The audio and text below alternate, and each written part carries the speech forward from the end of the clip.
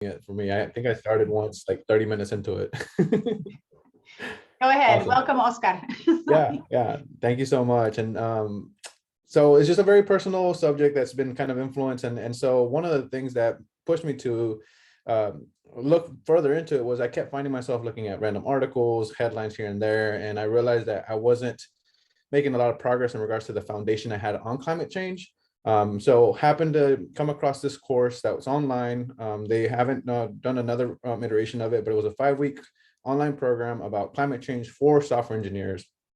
So this presentation that you're all going to see is essentially a recap of the 5 weeks of knowledge that I learned. So we're not going to spend that much time. Obviously, it's condensed, but I'll touch on a little bit of the foundation aspects. Feel free. I'll share this presentation with y'all afterwards for the resource links that are in there. But without further ado, we'll go ahead and start. And maybe not. I think it's asking me for sharing my audio. 1 second. Let me find my screen here. Can y'all see the climate change screen, or is it still not sharing? Not yet. It says that you have started screen sharing, but we don't see it yet. Okay, yeah, it's asking me for my password to share the audio for a video. All right, how about that? Yes, we can see it now. Perfect. So I'm gonna try and minimize the little screen up here just because I know it blocks a little bit of the screen, but all right, so climate change, and I will not take credit for this beautiful template. I borrowed it from online and there's credits at the end, but I encourage everyone because it adds a lot of really pretty appeal to it, and I found some engagement with it as well. So if you're doing presentations, there might be a template out there for you. So my name is Oscar Romero. As Lori mentioned, I work as a senior software engineer at company level. This presentation was for the company internally, so you'll see kind of a little bit of logos and branding that was in there. I've been in the tech space for 3 years officially now, I guess, not in the tech space, in a software developer role. I transitioned into a senior role this June. Before then, I was at Red Ventures, a digital marketing company out of Charlotte, and I started there through a boot camp, so I can definitely relate to a lot of the experiences that some of y'all might have had. That was internal for the company, managed to get through there, and then this opportunity came up with Level that really kind of continued to grow my career, and so it made sense. And so far, so good. It kind of consulting combines the aspect that I love talking to people, I love strategizing, with the aspect that I still have the technical background and exploring different things. So just to set on a little bit of kind of what I mentioned previously, of why climate change, right? Why was this relevant and pertinent to me? And so for one, I take it to a personal matter of like, it's for my parents, it's for my siblings, my wife, myself, my cousins, uncles, aunts, my grandmothers, my neighbors, for the kids of my neighbors, for those I don't know. It's really a really personal aspect to me because climate change, while not always can be seen, it will be felt. And some of the ways that I express that throughout the presentation is a lot of the climate changes we've seen have been this past year with all of the natural disasters that have happened. And so again, I just want to kind of pause there, ask in the chat if anyone has explored climate change. Has it been for yourself? Has it been for siblings? If you want to drop in the chat, just mentioning, why are you here today? What does climate change intrigue you about? If you just want to drop that mention in the chat, I'd love to see what people are thinking, and maybe I can answer some questions along the way about what people are curious about.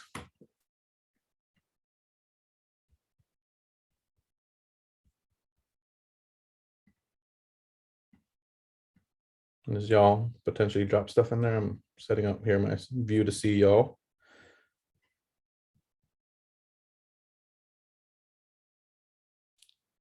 A lot of learning. Like I said, that was definitely me at the beginning, where just making sure I understood what I was getting into.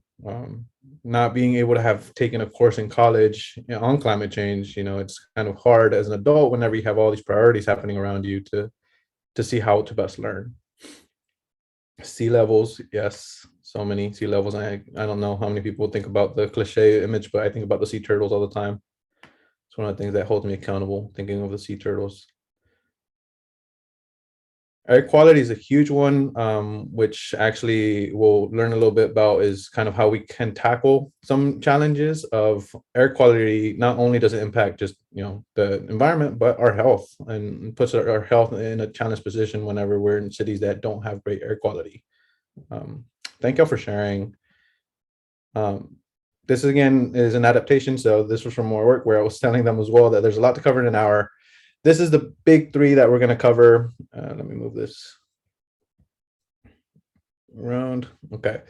So first is, what is climate change? We can talk about what it is all day long. Some of the assumptions I'm going to take here is that, for one, we believe it is real.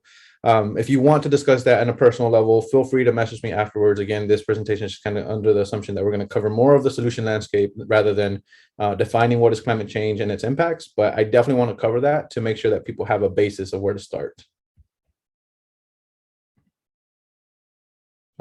So what is climate change? A lot of climate change gets tied back to what is known as greenhouse gases. In the short kind of jargon that we'll see in reports and a lot of articles online, they're referred to as GHGs. Over the last 150 years, because of the way we use natural resources and the way that we've produced different things in manufacturing, the things that we do day to day, we've caused these greenhouse gases to increase and accumulate much more in the atmosphere, which has led to a warming average of temperatures over time, which is why in the conclusion of a lot of research and data is that right now, climate change is human induced. A lot of the greenhouse gases that you'll hear are primarily tied back to carbon dioxide, CO2, which also gets shortened to carbon emissions, and when you'll hear in terminologies in reports. But there's methane, which is commonly also referred to as natural gas.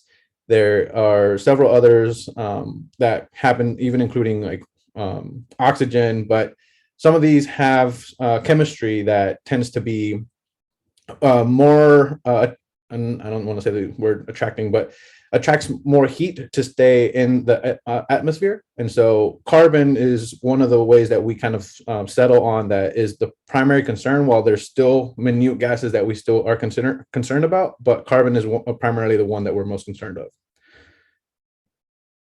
In 2019, this is more so just for contextual knowledge, that we reached a really high concentration of CO2, which hit the 409 parts per million, against kind of a lot of fancy jargon to say that that's a lot. The highest in the last 800,000 years was 300 parts per million. And so you just see 109 parts per million increase. And as we continue to go with the route of business as normal, this will continue to increase. We already see a lot of heat changes and warmth that we've seen. And we've already warmed the planet to about 1 degree Celsius above pre-industrial area. So pre-industrial, think about, when all the manufacturing for cars, all the big kind of scaling of manufacturing happened. I'm going to show this chart, and more than anything, it's to acknowledge the fact that climate change is a natural process. If you go back through historical data, you'll see that climate change goes up and down, all the way through that point where we hit the 300 parts per million point that was previously to pre-industrial times. The only issue that we're now seeing as you look towards the end of the graph is the fact that we're no longer going down. And so that's when if anyone's seen Ice Age, the movies and stuff like that, that's where ice ages would happen. They would defrost and kind of repeat a cycle. So it's not unnatural to see climate change, but it's unnatural the way we're experiencing climate change now, because now we're going down a trajectory where we're emitting a lot more carbon emissions. Therefore, we're not going through the regular cycle, and we need to do something to retract that, because otherwise we're going to be impacting not only ourselves, but significant life on the planet, including plant life, water life, everything in the ecosystem that is Earth. Again, I'll share this presentation with everyone at the end. There's some good links in here where you can dissect more data. So this graphic is more than anything just to have an understanding of who are our emitters, and this is at the global scale. So we see Europe kind of, and the chart looks a little bit weird to kind of consume, where it looks like it's, the whole thing is every single country. Each one is kind of broken out into its contribution. And so we see how during the 1850s, as countries started developing, we see an increase of North America more than anything, but then other places are catching up, right? Where third world countries are developing and are creating emissions themselves. This creates a whole unbalance of how are we regulating countries that are already developed that are contributing significant amount of carbon emissions, but how do we allow for other locations to develop, like Oceania right here, where it's a small contributor, but over time it could scale to the same way the others. But we want to regulate primarily the ones that are huge contributors. Again, this is more contextual of climate change and why it's happening about the emissions that we're seeing. There's several links again that y'all can look at the end there. This is a kind of a synopsis of where I started seeing opportunities. So this breaks apart global greenhouse emissions by sector. Primarily, the one that's really in our face, right, is energy. Energy broken apart, then we can see it in buildings, in transportation, in industry, and then broken apart even further, you can see different sectors below that. And so already my mind was leaning, well, if energy is one of the biggest contributors, one of the biggest name brands that we hear nowadays in our house is Tesla. How are companies like that reducing the amount of energy uses that we're using in transportation, in industry? Are they automating their industry production of Teslas by using more renewable resources? So that's where my mind was already starting to go. Another big use is agriculture. So anyone that has grown up in North Carolina knows that we're a huge agriculture state. So understanding what our emissions are in that, because we want to continue eating, we want to be able to continue producing, especially with the amount of people that go through hunger. We want to both optimize our current production as well as figure out how can we enhance it, how can we reach those people that we haven't reached already. And then we start going into industry, which is more on one of the biggest ones that I learned about was cement, and which ends up being like concrete and asphalt and all these other things that we see every day driving into work, driving into the grocery store.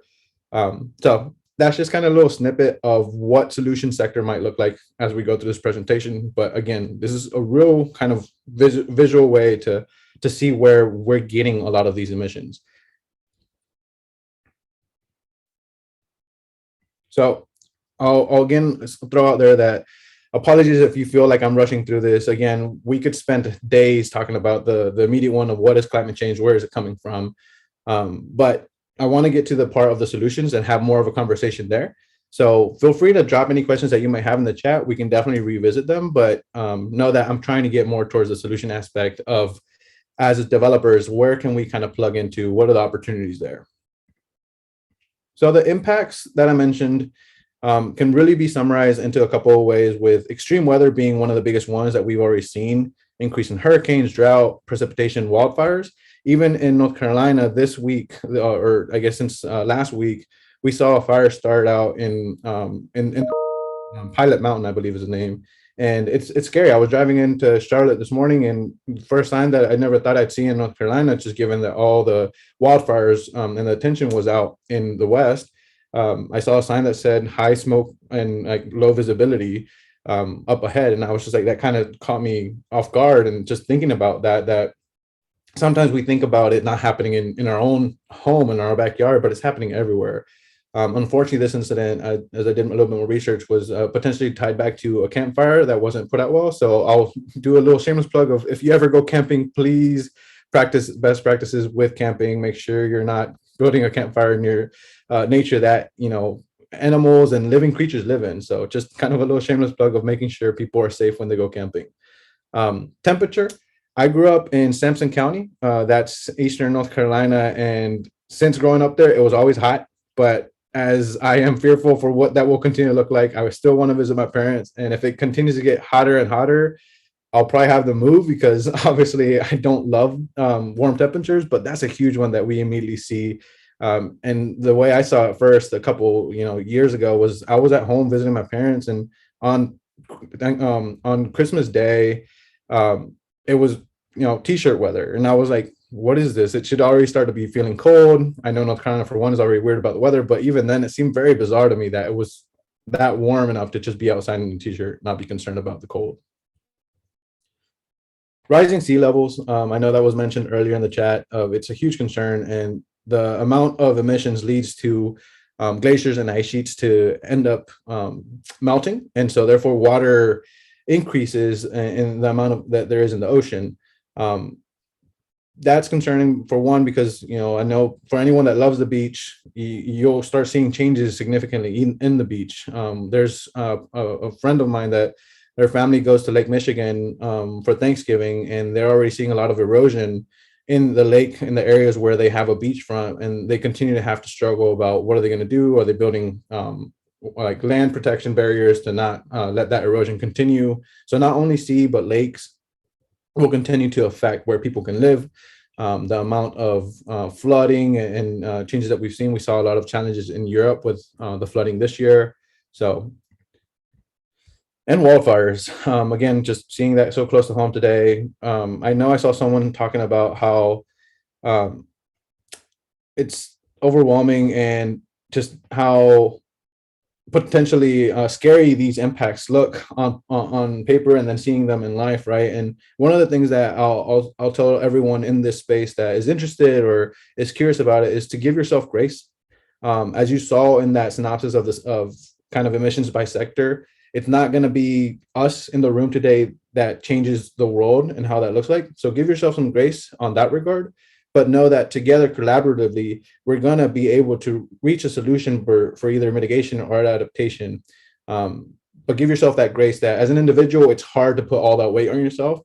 It's a matter of just finding ways that you can kind of jump in, help, but keeping that positivity, because we can also all go after this slideshow on impacts and just kind of dread on the fact that this is happening. But it's important that you kind of let that go, breathe, and just kind of take it in as a matter of, we're here today, we're here together, and there's opportunities. We're smart enough, we've created so much tech in this world, and y'all continue to see it every day in your day-to-day work life. So I significantly believe that this is something attainable that we can do as long as we continue to be more aware. So, not to continue on the train of kind of the changes that will happen, but this is a really good kind of visual expectation. And one of the reasons why they talk about climate change in degrees Celsius is because if we are able to hold ourselves to 1.5 degrees Celsius, we're going to see significantly less damages to the environment, to the world, in the way that we see the world in several years to come. Even the one that I like to lead more on is the fact that sea ice free Arctics, if we keep it to 1.5 degrees Celsius, and as you saw before, we already hit the 1 degree Celsius, we will see less frequency of no ice in the Arctics, versus if we hit that 2 degree Celsius mark, it just gets significantly worse. So there is urgency around this, but again, urgency does not mean panic. Panic will not help us attain the goals that we need to attain. So use this data, and as you continue your exploration in a way that's healthy for you, prioritize your mental health. If you find yourself that you're getting to a point where it's just too much to think through, find support groups. One of the hardest things is because climate change is a little bit more niche than it should be. It's hard to find that support amongst your friend group, your immediate friend group at least. But I found that there are significantly many online communities available that are concerned about this, that are talking about it, that are supporting each other. And I'll share about an organization down the road as well that y'all can join if y'all are interested down the road. Are there any immediate questions? I don't want to just ride through on a monologue, but does anyone feel good? Thumbs up. Is this good information? Would you rather be in California on the beach enjoying a margarita?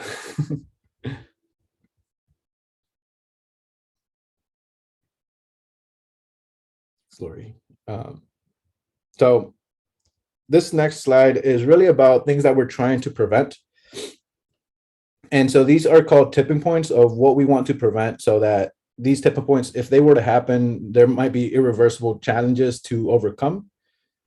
Yeah, I'd combine the margaritas on the beach too. If there are challenges that we hit that we don't reverse before we get to these tipping points, it's going to be significantly more challenging, and we're going to lose a lot of life in that area, both just natural life as well as potentially human lives that need to relocate, that need to move around. So these are just, again, really good graphics in order to convey the messages that we're trying to convey to people around the urgency to get this this climate change on track to a better sustainable world. So some of the ways, again, the impact is going to be around food security, health. Someone mentioned air quality earlier, where just keeping a sustainable climate change environment is going to significantly help our health over time, because now we're not ingesting all these toxins that are coming out of factories with all the chemistry that needs to happen to create plastic, create all these other things. And economic growth actually will be impacted as well as we continue to see the global warming continue to happen. So that's one of the key ways that we can talk to businesses that lead a lot of the consumer behaviors that we do to really prioritize this. If you really want to see a legacy of your business to continue down over the next century, they need to prioritize this as well. All right, so to the part that we've all been waiting for. I know that was a lot. Again, really take it with a grain of sand, and just kind of understand that there's a lot of information out there, a lot of research that's gotten us to the point where we are now.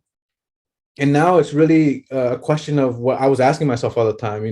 Great, there's this urgency, there's this concern, there's some data out there. What can we do to help, right? What can I, as a software engineer that makes websites, that does some backend work for data manipulation, storing data, sending data, emailing people, how can I put those skills to use? And good news is, immediately, just in your day-to-day lives, the way that you behave is, all of us are using some form of electronic device to code. That electronic device uses electricity. If there's potential for you down the road to source your electricity through a renewable resource of wind, water, solar, that's already one way to mitigate it yourself in your day-to-day life, because now you're no longer using electricity that's coming from a coal plant, coming from less sustainable methods. So those are some ways that you can immediately see it in your day-to-day life impacting you as a software engineer. Beyond that, thinking about the build pipeline processes that some people have to do. Deploying your website, how long does it take? Does it take 2 minutes? Does it take 10? If it takes 10 minutes, how much electricity and wattage is going to that? So those are other kind of things to think through. Getting into other solution landscapes, I want to also define the fact that it's not going to be easy, even if you find a solution path forward. Um, there was this really cool graphic, and I know it looks like a lot right here on the screen, but if you'll kind of walk through it with me, of what we're solving when we're talking about climate change, it's defined as a wicked problem. And the reason why it's a wicked problem is we go through the different kind of problems that are defined here. We're simple, complex, and wicked. Where a definition of a problem that's simple is easily defined. Should I have coffee today, or should I have a glass of water? That's a simple problem, right? We can define it. We can say that we have two courses of action. Something complex, well, should I drive into work and spend $12 on parking? Or should we stay at home and enjoy that I don't have to commute, don't have to spend gas? And so it gets a little bit messy. And essentially the idea is that there's a couple of more variables, some more calculations that need to be done, but we can still kind of get through it. A wicked problem is, all right, you're trying to solve an issue like global climate change that impacts so many variables that we don't even have the information of what those variables are going to be and what's going to impact that. The reason why I found this helpful is, again, to understand that we need to give ourselves grace, and to take our time with some solutions that are thoughtful, while as well knowing that if they don't work out, that's not a reason not to try it. We've accomplished complex problems like space travel, which is an example down here. And global climate change is going to take a lot of knowledge and experience that we've gained from endeavors like space travel, but it's going to be significantly more complicated. So it's not going to be a one solution that figures everything out, right? Even if we had Einstein or all the geniuses put together, that we've had over the history, it still would take so much effort to figure this out, because we're not just fixing one lake, we're not fixing just one ocean, we're fixing, all of them, we're fixing all these things. And so again, it's more important to give yourself grace so that you don't ensure this state of panic, this state of kind of paralysis of thinking there's nothing I can do, and kind of entering that mode, because it's really easy to do so, and it's valid to go into that kind of mindset. But that always brings me back, just giving myself grace to know that I'm working at it one step at a time. So this is more again for context, and I won't go too much into it just because I want to get definitely into the solution aspect. But the United Nations Conference of Parties, which we actually just had one in November, essentially gathered together to form something that a lot of y'all have probably heard mentioned in the news and stuff like that, which is called the Paris Agreement. That was several conference of parties ago. This past year was COP26, and so this was back in December. So every year they get a number, and we've been having them I think since the 80s or so, 90s maybe. But essentially, it gathers all countries as many as possible to kind of solidify what is our goal, why does it matter, why are we trying to get there. And so this past one is now called the Glasgow Climate Pact, where over almost 200 countries recognize, for one, that there is a global climate emergency, which is great because we need everyone to know that there is an urgency. They also recognize the fact that we need to hit that 1.5 degrees goal comparatively to a 2 degree Celsius. And all those visuals y'all saw were probably likely shown at this conference of parties to ask leaders to make these commitments to change. So y'all can read more about those in the research that follows with each one of y'all doing it. But so how do we solve these challenges that we've kind of touched on? What is happening? And there's kind of two avenues when you want to encompass them into two separate sectors. One is mitigation, and another is adaptation. Where mitigation is thinking through how do we mitigate flooding in the future? How do we, is that putting a barrier up that's smart enough to, have like robotic legs to relocate itself to where it needs to concentrate less water to a neighborhood? Adaptation is more about the solutions and technology that we're going to have to adapt a house. One of them could be like solar panels, adapting a house to be solar reliant versus coal plant electricity grid reliant. And those are just some examples that just come to mind, but there's so many other ways that we're going to be able to do it. And these revolve around three central topics that we covered in the course that I took, which was renewable energy and electrification. Electrification, think about like electric cars, electric homes, smart homes. And then renewable energy is, of course, the sources of changing more to hydro, solar, wind. Nuclear is one of them, although a little bit controversial. But those kind of sources are kind of thinking in the lines of renewable energy. Building cities and supply chains. These will both depend on how we're trying to mitigate and adapt these locations. Cities, obviously, one of the ways that I think about the biggest is public transit. If public transit was significantly available in all cities, we'd have less reason to have a car as individuals.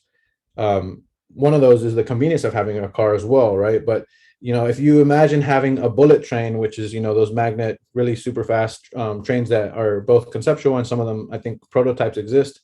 If we could ride one from North Carolina all the way to California, just to get to work, that would significantly increase the reliance on public transit and decrease the need for people having cars, having to go on flights on airplane travel.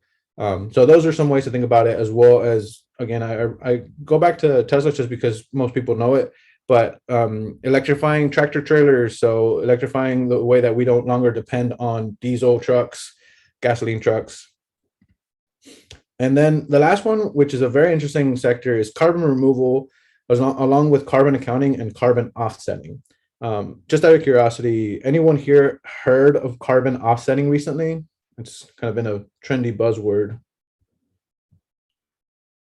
I mean, I've heard of it just because my partner and I watch a ton of King of the Hill. And there was like this whole episode about it like 20 years ago. And then like buying offsets and all of that as well. But yeah, that's what I think of, which is funny.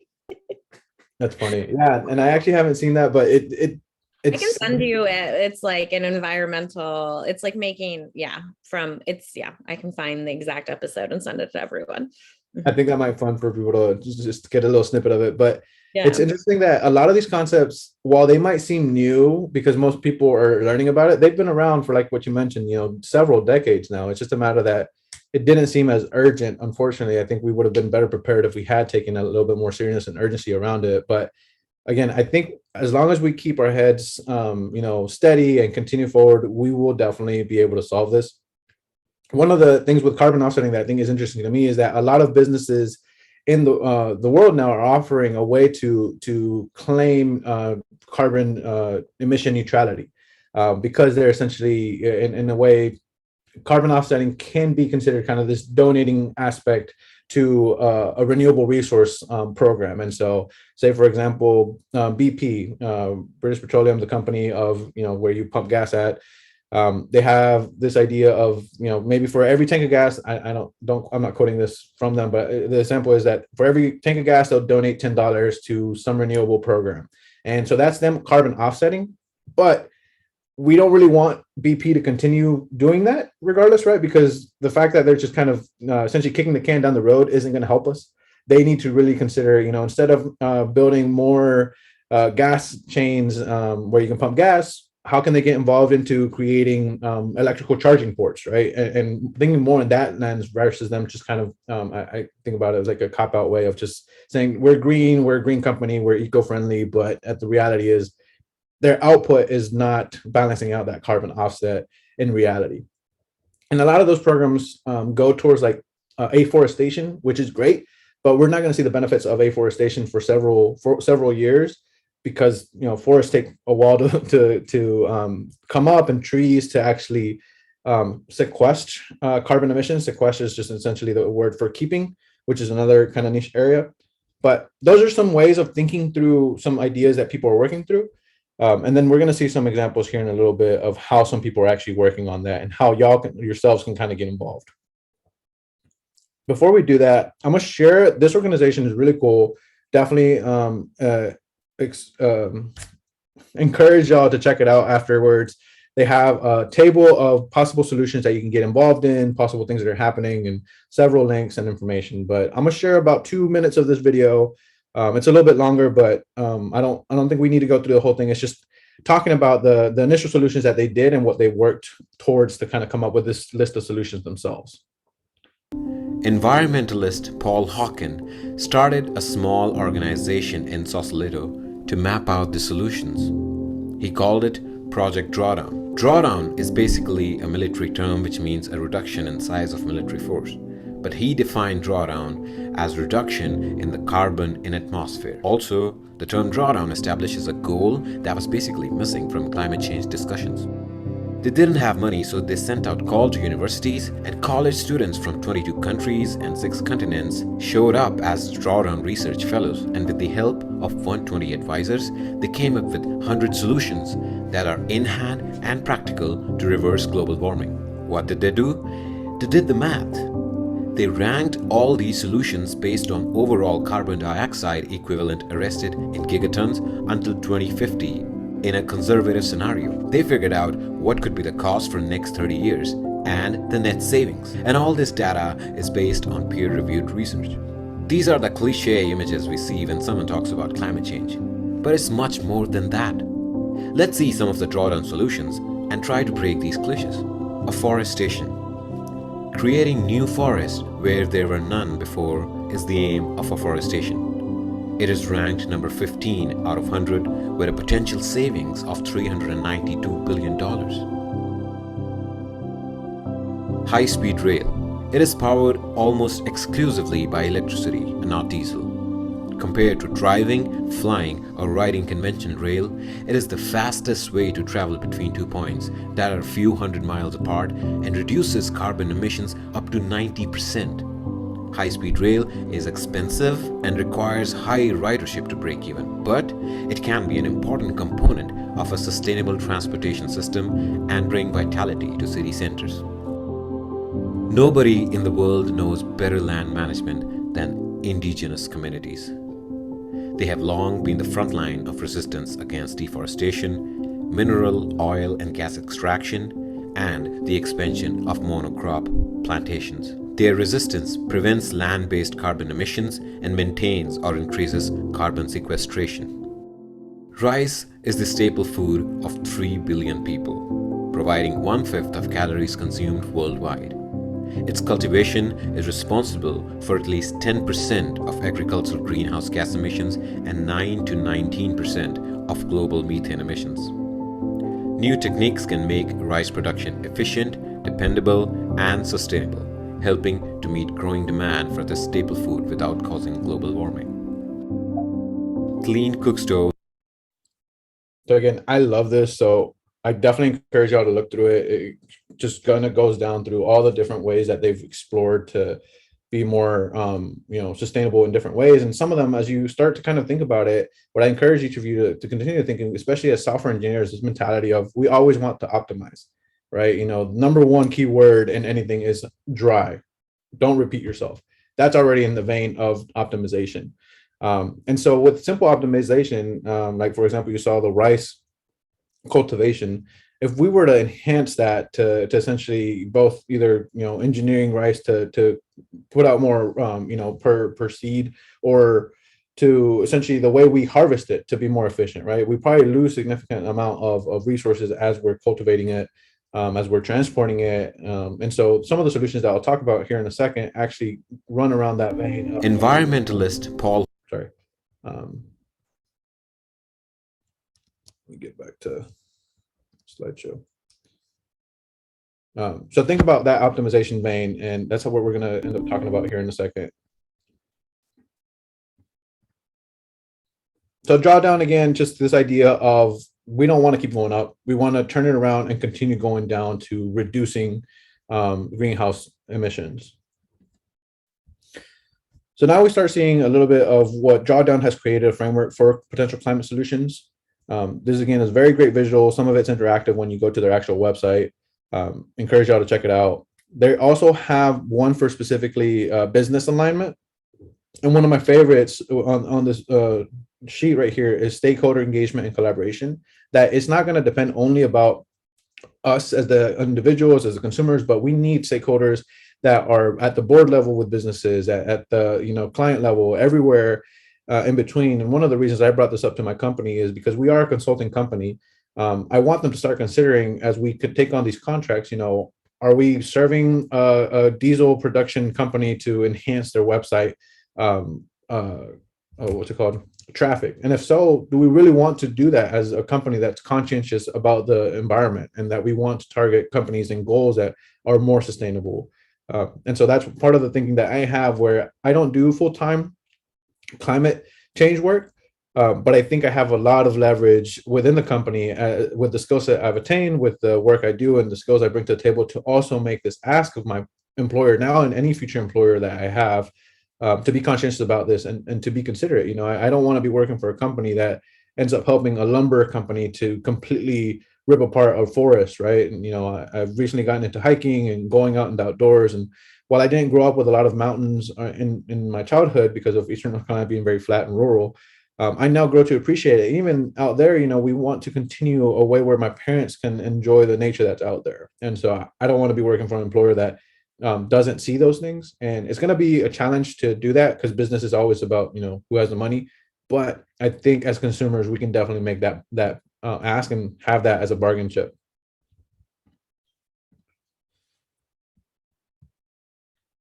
Yes, totally agree about I had my chat closed, but about thinking about how you're seeing job seeking. And there's plenty of job boards, and I've actually linked some resources here at the end to start looking at those kind of job boards for a very popular one's called Tech for Good. And so considering that in your future, we hear about these big FANG companies, Facebook, Amazon, Google, and I guess Netflix is the end. But sometimes I even question myself, like, do I really want to work there? Do I want to, if I am working there, what does it mean? Am I working with just kind of consuming more unsustainable resources, or are we helping change the lens there? So I'm not saying that it's bad to go work there, but definitely keep that in consideration if this is one of your priorities and where you see the future of the world. So looking at solutions through a software engineering lens, what this means is any of the solutions that are going to come up with, we're going to need to optimize that. A lot of the world depends on data, right, in the tech world. And even seeing those applications to farming, we talked about rice cultivation. We're going to need data sets in order to understand, is the best time to harvest the rice at point Z? Is it the best time to transport it through this transportation company? We're going to have to assess all this data. And so you're immediately going to see values in being a machine learning data scientist or a developer for machine learning algorithms. So those are the ways that we immediately start seeing how, as people in tech can immediately plug in ourselves into being in these spaces. back to data engineers, we have to create pipelines to consume data and put it into what's known as like data lakes. And even then, how do we make sense of all this data? So someone's going to have to sift through it, make sure it's being collected well, being stored well in a managed database, and then able to quickly get it as well. Backend engineers will need to build APIs to then use these data models, right? Not only can we have these data models exist in some data lake in Amazon, AWS, or Google Cloud or Azure, we have to use these. And then one of the biggest benefits to this is that while there's a lot of private companies doing work in collecting data, the government needs that in order to influence their policies that they're making. And so making public APIs and getting into the space that's commonly known as open source projects is significantly helpful to make all this data more accessible, more readable, and to be able to transport it to a different application, a different website.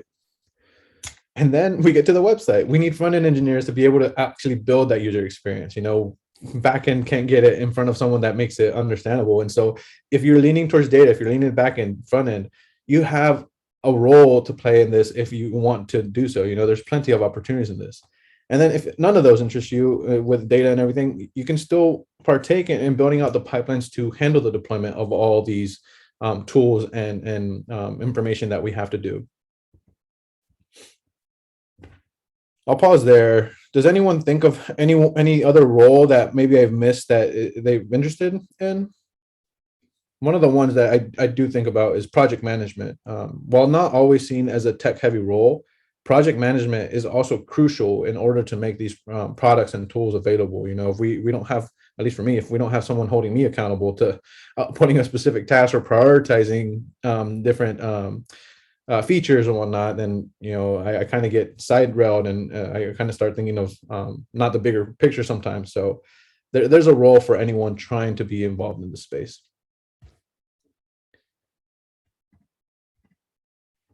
So one of the shadows of cool tech that I want to mention is these companies here, just because I heard about them either recently, Rivian being one of the recent competitors that went into an IPO into the public space, and is supported by like Ford and company like that, but they're trying to make an electric vehicle.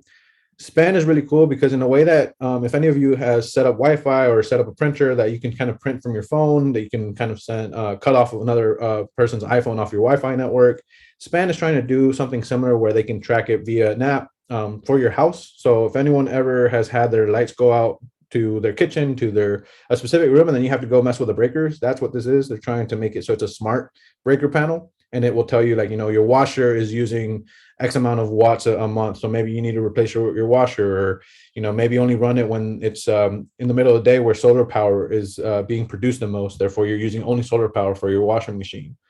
Afresh is doing a UI interface for, it's redundant, user interface for grocery stores, where typically they can only manage like cereal boxes that have a long expiration date in order to order more stuff, but there hasn't been a real solution for produce, and produce starts going bad the moment they harvest it. So again, tying it back to like how rice is harvested, agriculture, tomatoes, sweet potatoes in North Carolina, and I'm sorry, I'm North Carolina centric, it's just where I know more about agriculture, but tobacco, all these things that kind of revolve around quick expiration ways. And tobacco primarily has been used for smoking reasons, but can we use tobacco for other things? Can we use it for a sustainable route of changing what tobacco has commonly been used for? There might be other reasons for tobacco, I don't know. New Sun Road is really cool, where they're building a lot of rural and primarily third world countries solar panels on top of like huts and people's that live very kind of out there in the middle of rural nowhere. And they're creating a way to track the amount of energy that's produced by their solar panel and how it's used then in the electricity grid.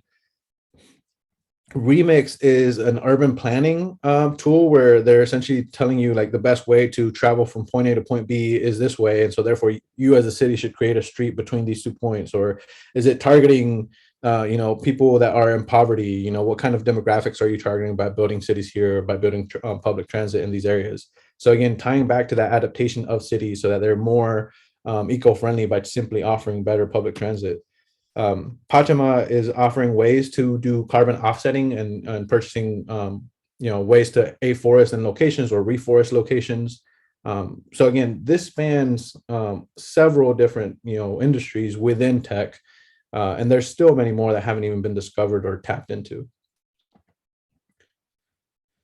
This one is a really cool app that I saw that essentially they created a really nice looking user interface, to kind of get through how to start and being eco-friendly. But from there, you get ideas. They give you suggestions of how to learn more, how to pitch to your friends. So again, you can go there. So this is really where I wanted to get into a little bit. I know we've taken a lot of time kind of getting here. Maybe there's a need for a follow-up conversation to really drill down into more of these ways, but um, one of the things that I personally did, and I'll stop sharing here just to share the screen of what I worked on, which was again an open source project, and the resource links will be there to more open source opportunities. But I significantly encourage everyone to kind of consider at least starting out with that, because it's kind of ways that you can find projects that are already happening, looking at their GitHub issues and seeing how you can plug in, and maybe the simple thing I did. I'll show y'all here in a second. I'm trying to pull up the screen here.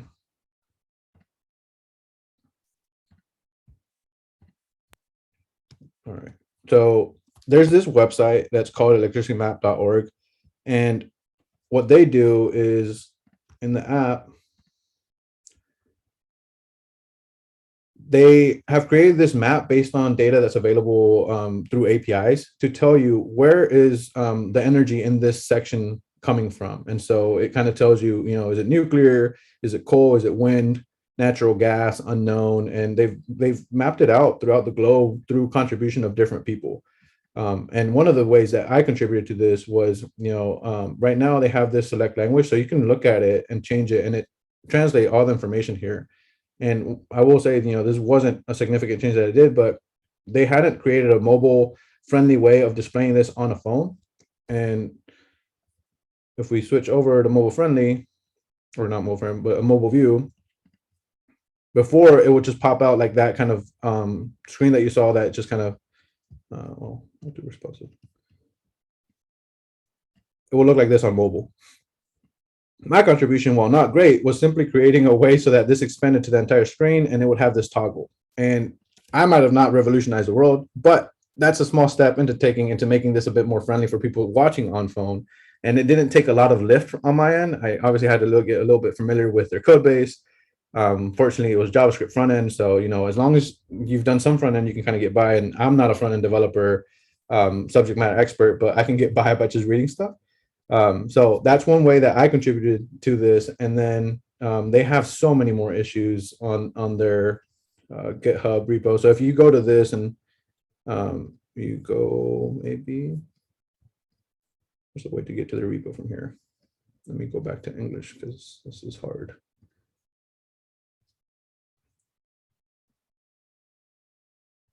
And they also have a Slack space, so you can join their Slack space where people are communicating, but you can get to their repo. They tell you about how to get started. They have a wiki on how to install it, how to run it locally. You can do like, if some data for some reason isn't being populated, you can look at fixing it. It's in Python, the way they collect their data resources. And I learned about EIA, which apparently the US has something available as an API. And I started querying, where information was coming. And so someone created a little, what's it called? Raspberry Pi that has little lights on it. And based on the amount of electricity on the API that was coming, he was in the UK, so they're a little bit faster in their API, but he would change the intensity of each color of light. So blue for hydro, black for coal, red for solar. And so based on throughout the day, he could track and see which light was brightest to know where electricity was coming from to his house. So stuff like that is still really cool. It kind of, for him, it was more of a conversation starter for his wife, for other people that would ask him, like, what's the light? And so he started, like, even his camera for his workday, he pointed it at the little light. And so his coworkers started asking him, like, what are you showing? What is this? And so those are ways to just kind of get the conversation going, which is one of the most easy fruits to kind of obtain, not even knowing code. It's really just about getting the conversation started. This is a link inside of the presentation that gives you access to significantly more open source projects available. This is probably not all encompassing, but immediately at the top is the electricity map that I just showed y'all. This is not how I found it. I just happened to find it through someone in the program that let us know.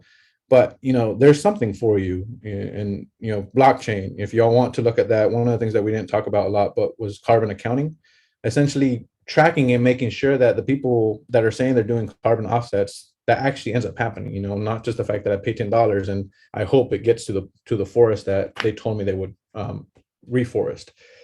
So carbon accounting is a great thing, and I know that Code the Dream is Ruby heavy, so there's plenty of projects as well looking for Ruby. And I think for jobs, I listed some job boards here. And for additional reading material, you kind of start going from here until the next slide. So plenty of things to get into. I'll pause there. I know I took a lot of time just to get through this, but this might merit just another conversation. But the floor is open. Feel free to ask questions. Feel free to share concerns, ideas. This has been fantastic, Oscar. I wonder if maybe if you can stop sharing so we can put it back to gallery view. And we only have a few minutes left, but I think like Oscar said, we'll definitely share the presentation. Yes, absolutely, Dee. So we can, so everybody can check out all those amazing links. I love all the ideas for projects that people can contribute to open source. But yeah, why don't we just spend a few more minutes and have some conversation? What do folks think?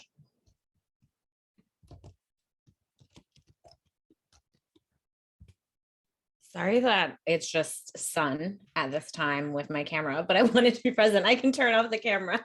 Oh, I thought that was so great that I can't even begin to explain how you made that feel so accessible, and like really that as software engineers, we can contribute to, I mean, I think the example is like at the end, you were like, yeah, I contributed to this one issue for this one project, and it might seem small, but I'm making this more mobile accessible. I mean, that's it. It's like if we all just do little bits and pieces here and there, and we're just constantly thinking about that, like it can have a ripple effect and make a huge difference in different ways. But yeah, I think I've been thinking a lot too about just like when I'm making like it's using energy, right? Like when I'm all this work that we're doing does consume energy, all this work on the internet, all this work on phones, computers, even just like making calls.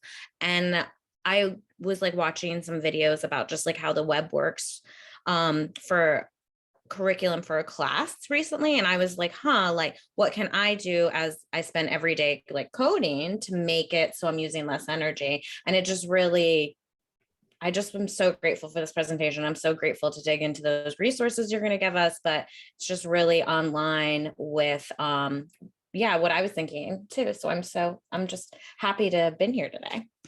So thank you. Oh, thank you, Rachel. Yeah, I appreciate the comments, and also that was you found it accessible, because it is like I said, a wicked problem to solve and a wicked presentation to present on as well, to encompass all those things. But I hope that at least it gets that conversation flowing. Does anyone have any other thoughts?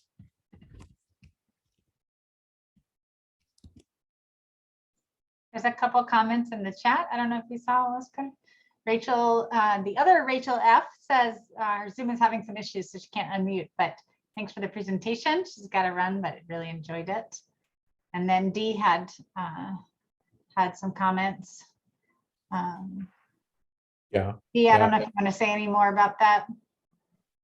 Yeah, basically, I think personally starting with bad habits at home, I think to make a big change, a big impact. Like using the phone less, so you can conserve energy. Another example is not going out as much. So, not driving too much, and making different plans if you have to. And reusing clothes. So, you're not washing clothes so much. And yeah, those are just some examples. Personally, I think I've contributed to. And just starting with bad habits, basically.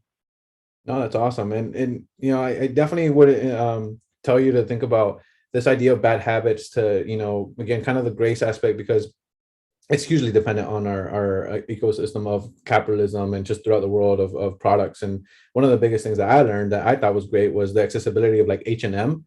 But considering it's fast fashion, what I've learned is that actually it's not as great because they kind of, they don't last long, and therefore the clothes end up being, wasted much quicker, which they do have a recycling program. I don't know how far that gets us, but so being considerate and stuff like that. And the app I showed briefly earlier, Geeky Earth, is really great at giving you those snippets of how to start contributing. And one of the things I stopped doing was going out for quick takeout food.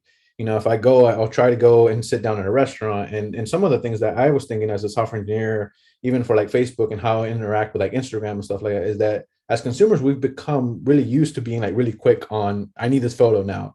Some of the ways that we could change that in order to reduce the amount of storage space, the electricity use, is telling a consumer on Instagram, like, hey, do you really want to watch this or see this video from your friend from 2 years ago? We had to put it into like long-term storage, so it would consume less resources. If you want to watch it, it's going to take 5 minutes for us to retrieve it. And so almost like that concept of slowing down, where we no longer have instant gratification that we've kind of, been pushed towards by a lot of these companies, but slowing down and being purposeful and educating consumers that way, that, hey, go read a book for 5 minutes while I pull this video down or something for you. And, we're getting to 5G, we're getting, whatever next iteration ends up being of that quickness.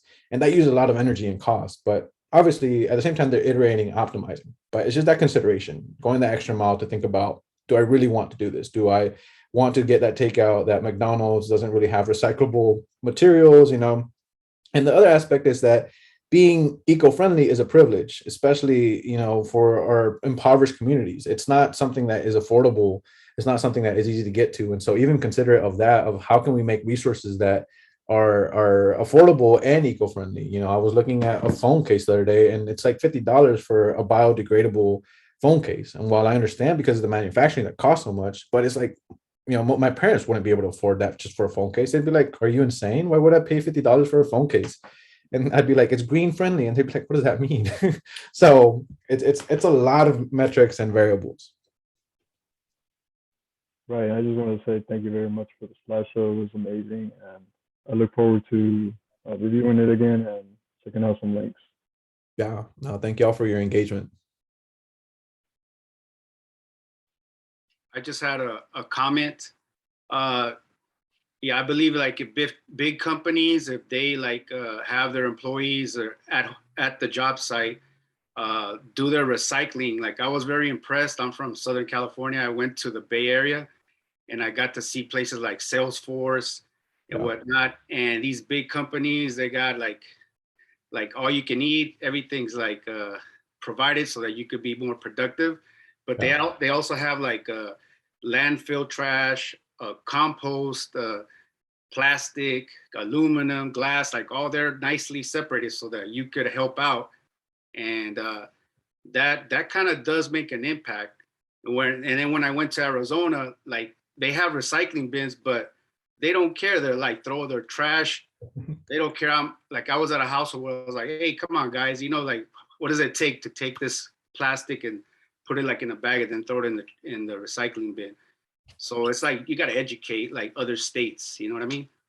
Yeah, 100%. And it does take some education. There's this really cool video I didn't share on the links, but I'll see if I can find it, where they essentially, this small little town somewhere in Asia created this whole program around recycling, compostability, and it took a lot of training for the whole town to get on board, but they accomplished it. While it was a smaller town, it's just a matter of getting to that point where people are on board and being willing to interact. And yeah, I definitely appreciate when companies do that. And then another example I thought about when you mentioned that is Greta. I can't remember her last name. I always forget her last name, but she is making such an impact out in Europe. Just one of the examples that I heard about was that she will no longer fly to any conferences, any invites to go do a speaking event. If it takes her a cruise to go to the US or whatever, like riding a ship or something, not a cruise is different, but like taking a ship and stuff like that, she'll do that, or ride the train or something like that. And even things like that have influenced her family and friends. And so now her family and friends do the same. And now all of Europe is considering these policies, or not Europe, but maybe UK are considering these policies around how do we make flight travel more accommodating of eco-friendliness. And so as consumers, we have an impact. As employees, we have an impact. I Thank think we are at time. Oscar, this has been amazing. Thank you so much for sharing with us. Thank you also for sharing the ways that you individually have, made your choices and also contributed as a developer. So I think this is really great information. It's really inspiring, and we'll definitely share the slideshow with everyone as well as the recording with everyone. And Oscar, are you in our Slack space at Code the Dream? Mm-mm. I can No. make sure to add you Yeah. as well. And maybe if people want continued conversation about this, we could even start a Slack channel specifically around, software or climate change for software engineers, within Code the Dream for discussion, and we can share more ideas and stuff. So, so great. Thank you all so much. Yeah. Thank you all. Enjoy the weekend.